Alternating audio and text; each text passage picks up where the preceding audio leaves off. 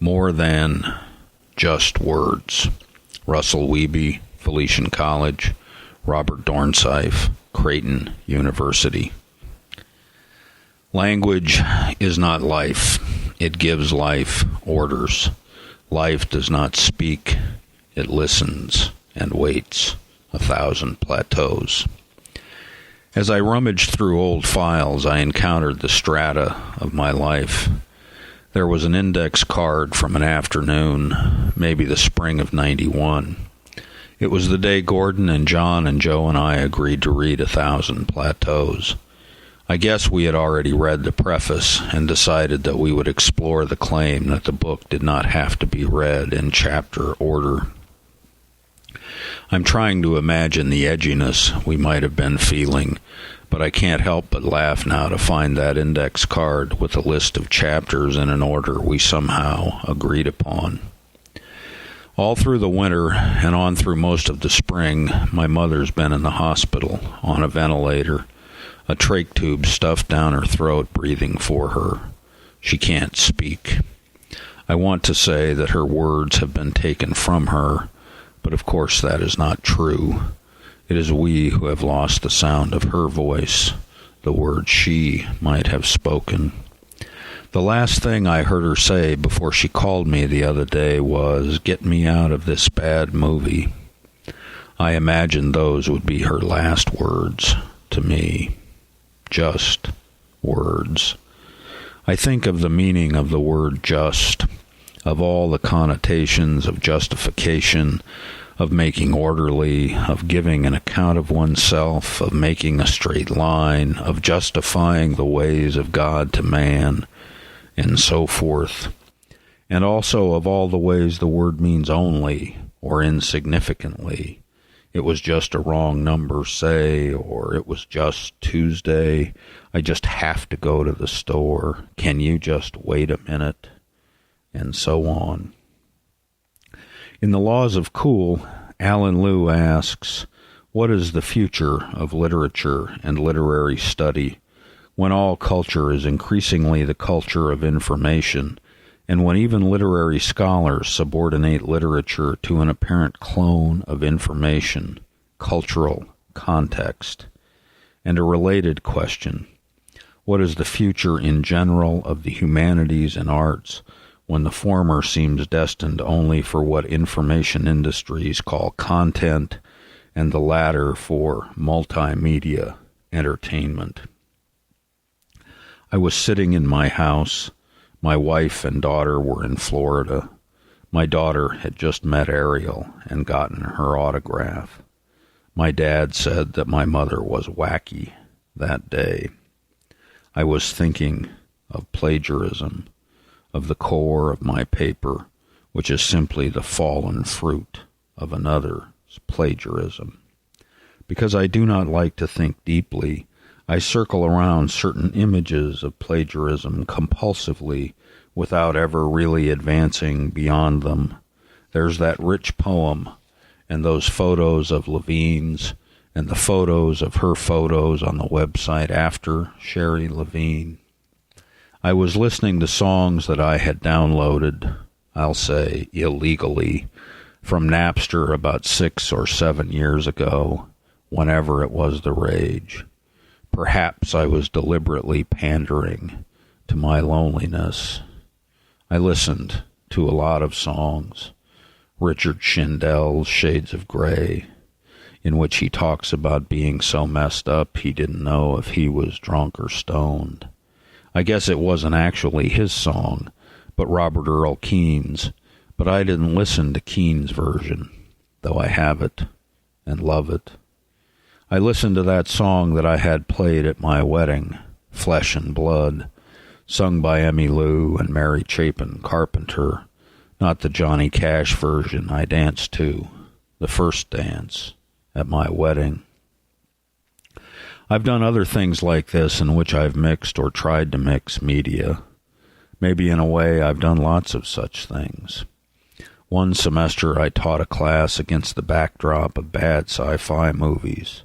Another time I put together a piece from overheads and an EBN tape that I learned about from a student at Lehigh. I guess these things were meant to be cool in just the way Lou means. Cool is the techno-informatic vanishing point of contemporary aesthetics, psychology, morality, politics, spirituality, and everything. No more beauty, sublimity, tragedy, grace, or evil, only cool or not cool.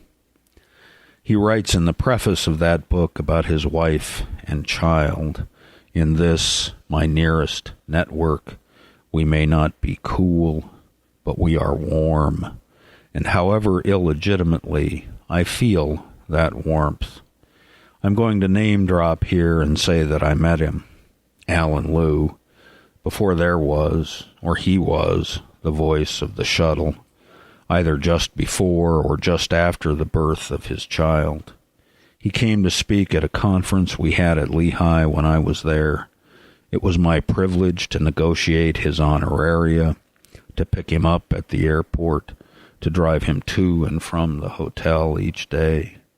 I remember that he ordered 2 pieces of pie every night from room service, and that I was not clever enough to prepare an introduction, but imagined that I could do one, and did, without notes.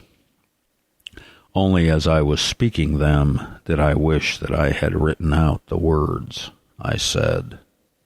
He writes of Gibson's Agrippa, and I remember the day, a Sunday, I think, after it was first released, as various hackers and cyberpunks worked themselves into a froth trying to break into the text, and the excitement when that finally happened. There was a deliciously ersatz moment when a forged William Gibson email appeared in my Lehigh mailbox. How I wish I'd saved it, announcing the opening or cracking or whatever it was that liberated that text for us to read. How it was the first time I ever felt on the inside of a techno moment, even though I knew that the email didn't really come from William Gibson. But because I had just met Alan Lou, because I had driven him to the hotel, because I had written him a thank you letter, because he had been unbelievably gracious to me, I forwarded him a copy of my bootleg Gibson text, and Lou, the real guy, not just an ersatz email, sent me a note back. We don't correspond. An appreciation of bad papers.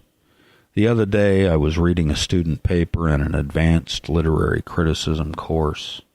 I thought the student was being a little loose with her citations. I typed one sentence from her paper into Google, and the whole paper appeared on my screen. The burning of a book arouses no sensation in me, Rich writes in a poem that I always think of when I think of plagiarism. An hour or so later, I was reading this other paper from the same class. That young woman was writing of Joyce's The Dead. About 2/3 of the way through her paper, she noticed the snow at the end of the story. It was a key symbol, she said. In the next sentence, as though to explain the snow and its meaning, she wrote, quote, "The snow is frosty." I guess I am trying to think about what it means to teach literature, to believe in the literary as a way to be in the world. Although literature, the literary, as I think both Lou and I mean, is nothing but words. Some people know that I love basketball and poems and my daughter Ava. But as the love of basketball teaches every day, not everyone loves what I love, whether it's a dunk, a deep three, a no-look pass, or just my daughter Ava wearing a crown in a picture her cousin sent me. While I think of reading this essay, I try to find a truth to offer, but there are only words. There's a book about plagiarism called Stolen Words that proves that Coleridge, among others, was a plagiarist. I noticed the convergence of my student and her sad paper about Coleridge and the rhyme. Rich's book, The Fact of a Doorframe, is dedicated for my teachers, present and gone. Because I'm here as a teacher, because plagiarism makes me think about what it means to care about words, I think of my teachers. Rich says present and gone. There's pathos in that "and," as it speaks to the way her teachers, my teachers, all teachers, are both present and gone. I think of Greg Gochin discovering me in the back of an English class, applied literary criticism, on a day before I had quit drinking, before I showered on a daily basis, and before I could say much more about my literary perceptions than that I had them. He came up to me one day after class to say something. I don't remember what it was, but that gesture stretches into and out of the present, always here, always gone. And he becomes not just a teacher, but mine, my teacher. I bring him here today, not mine, but yours. Kathy Acker wrote a series of knockoff novels. One of them, Empire of the Senseless, is mostly Gibson's new romancer, but no one ever sued, and I doubt if any English teacher would have failed her either. She wonders how you could steal a word and finds the prohibition against plagiarism part of the patriarchy's claim to unitary meaning. Or there's Sherry Levine's series of photos after Edward Weston that are simply shots of Weston's photos of his own naked son. I'm sure there are hundreds of artists, poets, painters, who've thought about this conundrum of using what belongs to us all to make what only belongs to the self. I don't finally know what makes a plagiarist. My student ran out of the room when she realized I'd caught her and hasn't spoken to me since. I feel that shame, but can't teach beyond it. My little essay is not a poem. It isn't art either. It's just some words. As Rich says, this is the oppressor's language, yet I need it to talk to you. I was thinking again of my mother. I've been speaking of her a lot this semester, and I think of all the words I thought in that hospital in Corvallis where my family spent most of Christmas. I'm a little afraid to court sympathy here. Yes, it's sad that my mother has been ill, that she'll die, if not this year, then next, or the next after that. But I wanted to speak instead of the way words, just words, provide the only and useless consolation. Of the trip I made down to a used bookstore in Corvallis to buy another copy of Eliot's The Waste Land. I don't care how much it can be seen to be riven by history. I don't care about Eliot's Anglicanism or his wife or wives or whether Pound really made the poem or how constructed my relationship to the poem might be. I don't mean that I am against theory in that way that you could be against theory when I was in graduate school. I just mean that, impossibly, I care about Eliot's words as they become mine. I guess there are some things I hope will meet in my essay, though they probably have nothing to do with Detroit or the virtual urban. I keep coming back to that idea of the literary.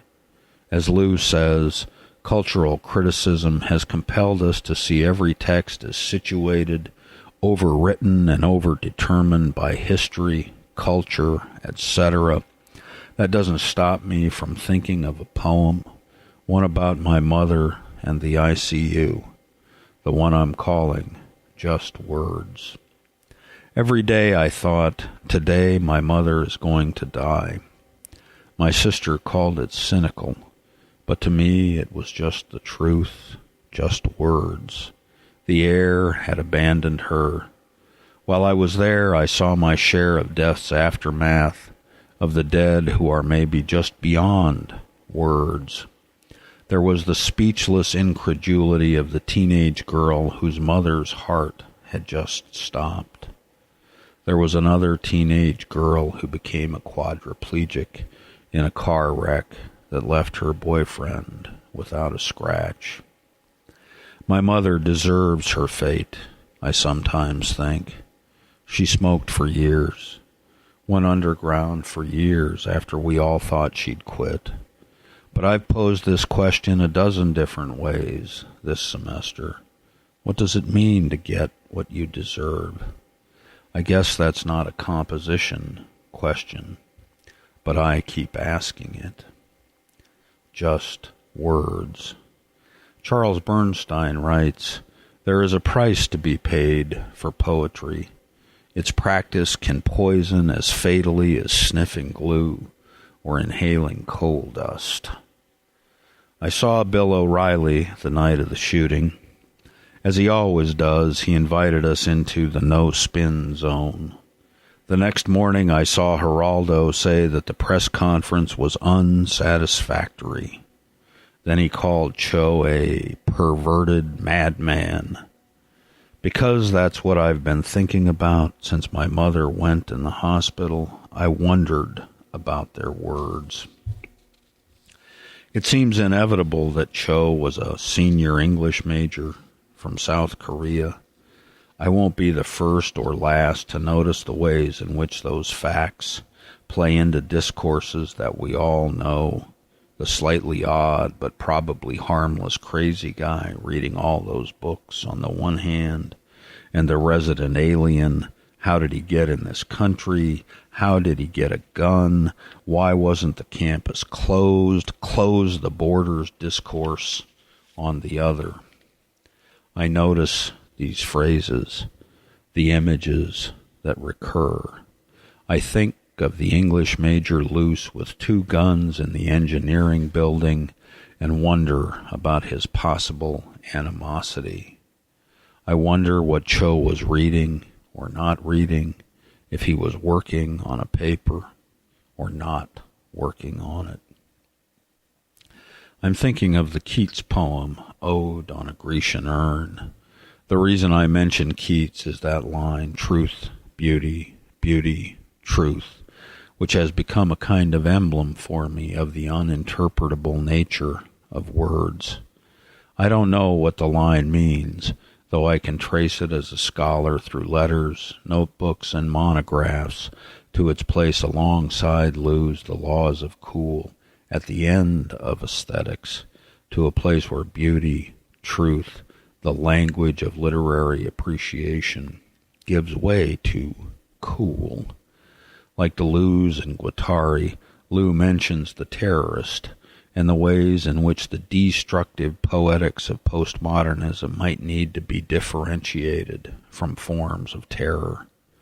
I think of a moment in one of Lou's early essays in which he speaks about the representation of the broken back of a cat in Darnton's narrative and his troubled and troubling attempt to account for the way that broken back cries out across the literary representation of it.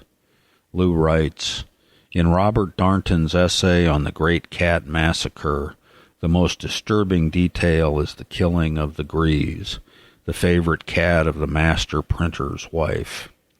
We hear in our inner ear the brittle, wet breaking of the Gray's spine as the iron bar, wielded by a subversive apprentice, descends.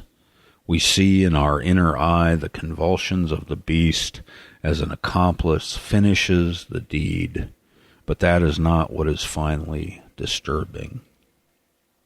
What stays with us in the mind as well as in the viscera, what lingers is the facility with which the victim of violence becomes a symbol. I imagine a discourse, but perhaps that cannot be the word. I try to imagine another, a something else beyond or before the language of representation.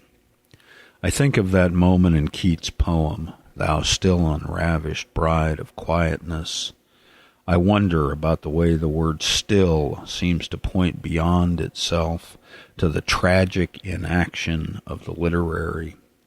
I want to think that there is a kind of heroism in that inaction, that it might represent the moment of thought that precedes terror. But instead I say, at last, or still, or even so. No doubt I could multiply the synonyms, broaden the context of that stillness that feels like the center of the poem. One continues to act, I want to say, even in stillness, although one has nothing but words, or just words, and so nothing at all. I suppose I would say that thematically Keats' poem opposes the human order and the eternal order, though perhaps I would also say that this opposition is tenuous. That last line, beauty, truth, truth, beauty, seems to be an aesthetic value. We know truth through beauty. In a letter to Benjamin Bailey, Keats, the actual guy, writes, I am certain of nothing but of the holiness of the heart's affection and the truth of the imagination. What the imagination seizes as beauty must be truth. But I have to say, this bugs me. First, we all know it isn't so. The true is not beautiful. The beautiful not necessarily true. All of our lives demonstrate the falsity of this proposition every day. Of course, we also understand that the claim is for an order of truth and beauty that is somehow transcendental, not the everyday ugly truth of pipe bombs in mailboxes or suicide bombings in Jerusalem. True truth, beauteous beauty, truth that lasts forever, beauty that never fades because it's never quite in the world. I bring together a series of anecdotes, little narratives, and try to make sense of them. What else can one do when 33 are dead in Blacksburg, Virginia, in a real no-spin zone? By the day I read this piece, perhaps more will have died in Virginia. My mother may be dead, or remain on the ventilator, or have been weaned. There's a moment in 1,000 Plateaus in which Deleuze and Guattari speak of the hijacker. It connects us to terror, to the discourse of terrorism, though perhaps not to real or genuine terror, the Platonic ideal of towers falling, of airplanes crashing into buildings made not of words, but of steel. I think of the way that Derrida both just is, dead, and isn't. We know his words, his thoughts, his place in discourses that bear and revile his name, which remain alive, though just words, however improper. I don't think I'm profound when I say that this is all just words, that my mother, all of us, live in the beyond of language. Here's a quote from one of Cho's classmates. When we read Cho's plays, it was like something out of a nightmare. The plays had really twisted, macabre violence that used weapons I wouldn't have even thought of. Before Cho got to class that day, we students were talking to each other with serious worry about whether he could be a school shooter. I was even thinking of scenarios of what I would do in case he did come in with a gun. I was that freaked out about him. When the students gave reviews of his play in class, we were very careful with our words in case he decided to snap. I have to say that I read those plays, Richard Macbeef, Mr. Brownstone, and they didn't strike me as scarily violent. The guy at whom the chainsaw is brandished deserves it in the logic of the piece, and he, not the boy, is the murderer. And I think of other pieces I've read, revealing essays and stories that students wrote in contexts I created. I think of a girl in the first class I ever taught who wrote of her nymphomania, or of students who wrote stories in which the main character killed him or herself or someone else, or even a lot of someone else's. A woman named Kimberly Lacey, a teaching assistant at Wayne State, is quoted as writing, "As a human, I'm deeply saddened and afraid thinking about this event, but as an instructor, I'm not sure how to react." Perhaps we notice the way she sets up that distinction. As a human, she is saddened. As an instructor, no longer only, still, or just human, just unsure, not a robot, not without feeling, but an instructor. And we recognize that moment. On another blog I read, someone wrote, "Given all the emphasis on Cho's creative writing, I'd guess student fiction writers will be feeling the heat. Turning in dark, tortured, soul-searching fiction will be a good way to get sent to a counselor or wind up interviewed by the local police." I hear that line. We were very careful with our words in case he decided to snap. And I think of Darnton's cat, the snap as the back breaks, and the cat's lived pain, not just words, but dead, as just a point in a dialogue or discourse, just representation, just words.